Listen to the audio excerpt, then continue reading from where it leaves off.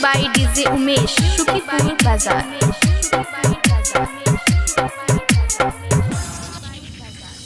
बड़ा रे जतन से हम थाली के सजैली आई हो, थाली के सजैली आई हो। जल्दी से घरे आब भैया हमार, जल्दी से घरे आब भैया हमार। रोकले रोकाई नहीं छैया खिया से लोरा बागे या से लोरा बागे, या तो हमर होया बैठा तू बहिना हमार, या तो हमर होया बैठा तू बहिना हमार।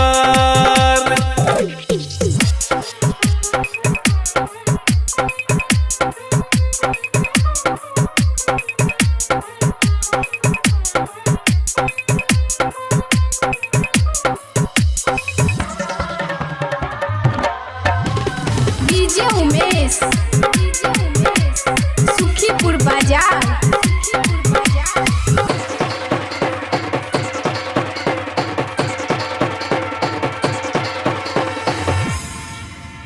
जल्दी से घरे आब हो भैया, बहिनी के तू सुना हो पुकार। कोना का घरे ये बौगे बहिना, दुश्मन छै बड़का होशियार। राखी के पावन दिन हो भैया, हर पल आबै तोहरे याद। छोड़ के जखने ये बौगो डरबा, दुश्मन होइते तैया जात। के करा के बढ़िया राखी, कोनो नहीं छै घर में हो, कोनो नहीं छै घर में हो।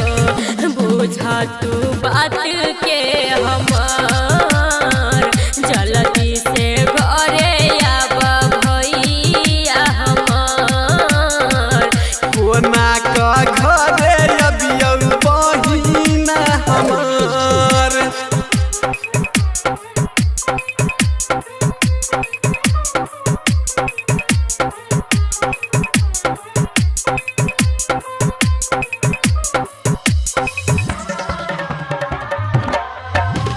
DJ Umesh,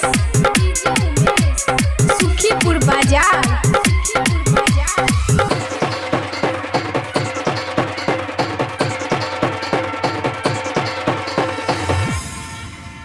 घर जे चलै राइटर सबिन राज छोड़ के गेलै दोहा कतार। मांग छियौ माफी सुन बहिना, ये बहू नहीं गे अब की बार। कहे छ सुमन सोना हो भैया, बात पर हमरा करहो विचार। कहै छौ अभिषेक यादव खुश रही है तू गे बहिनी हमार।